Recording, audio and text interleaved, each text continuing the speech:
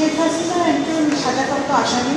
উনি যদি আত্মসমর্পণ করে তাহলে ওনার বাংলাদেশের আইন অনুযায়ী ওনার বিরুদ্ধে ব্যবস্থা হবে, ওনাকে জেলে যেতে হবে এবং সেইভাবে আইনের গতিতে চলবে। তো যে আসামি যদি আত্মসমর্পণ না করে যে উনি বিদেশে বসে বক্তব্য দিচ্ছে, এগুলো তো আমি মনে করি রাজনৈতিকভাবে ওনার আওয়ামী লীগের যারা নেতাকর্মীরা পালিয়ে আছে, লুকিয়ে আছে, তাদেরকে জাগ্রত করার জন্য, উজ্জীবিত করার জন্য বলছে। এছাড়া তো কোনো কারণ আমি দেখছি না। কারণ সরকারের পক্ষ থেকে অলরেডি এক্সট্রাডিশন প্রক্রিয়া শুরু হয়েছে, যেভাবে যে কোনো দেশের সাথে আমাদের যে প্রক্রিয়া আছে ডিপ্লোমেসিতে, সেই প্রক্রিয়া চলছে। এবং যে কোনো আসামি যদি আত্মসমর্পণ করে তাহলে বাংলাদেশের বিদ্যমান আইনের আওতায় যা প্রয়োজন সেটাই হবে।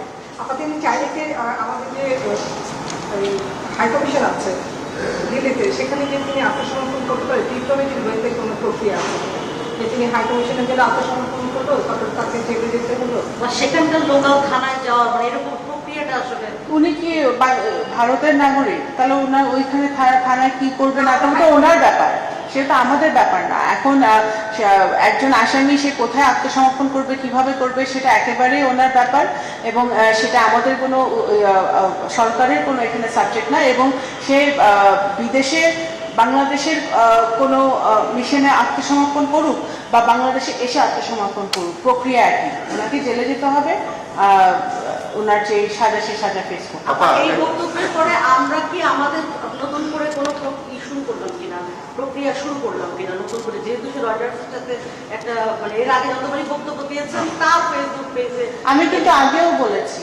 একজন আসামি কি বক্তব্য দেয় সেটা বাংলাদেশ সরকারের আমলে নেওয়ার কথা না এবং নিবে না। বাংলাদেশের আইন অনুযায়ী একজনের সাজা হয়েছে, তার সেই সাজা অলরেডি উনি সাজাপ্রাপ্ত। তো আমাদের যে প্রক্রিয়া, সেই প্রক্রিয়া আগের থেকেই চলমান আছে। এটা নতুন করে আর নতুন প্রক্রিয়া চলার কোনো অবস্থা নাই। আমি একটা প্রশ্ন করতে চাই, সেটা হচ্ছে গত ইন্টারিম গভর্নমেন্টের সময় এই যে রাজনৈতিক বক্তব্য উনি দিচ্ছেন দিল্লি থেকে, এটা নিয়ে কিন্তু সরকার এক ধরনের প্রতিবাদ জানানো হয়েছিল এবং বলা হয়েছিল যে এটা দ্বিপাক্ষিক সম্পর্কের জন্য ক্ষতিকর, যে আমাদের একজন নাগরিক হয়ে সরকার বিরোধী যদি কোনো বক্তব্য রাখে।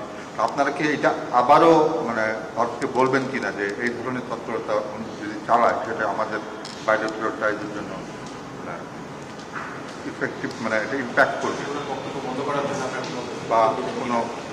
এর আগের গভর্নমেন্ট কিন্তু কয়েকবার বলেছিল যে এটা ঠিক না। এটা সব কিছু তো স্টেটমেন্ট দিয়ে, ঘোষণা দিয়ে, আপনাদেরকে বিবৃতি দিয়ে বলার কিছু নাই। এটা ভারতের সাথে আমাদের যে চলমান কথাবার্তা হয়, ডায়ালগ হয়, আমাদের এক্সচেঞ্জ হয়, তখন সবসময় এই সাবজেক্ট থাকে আলোচনায়।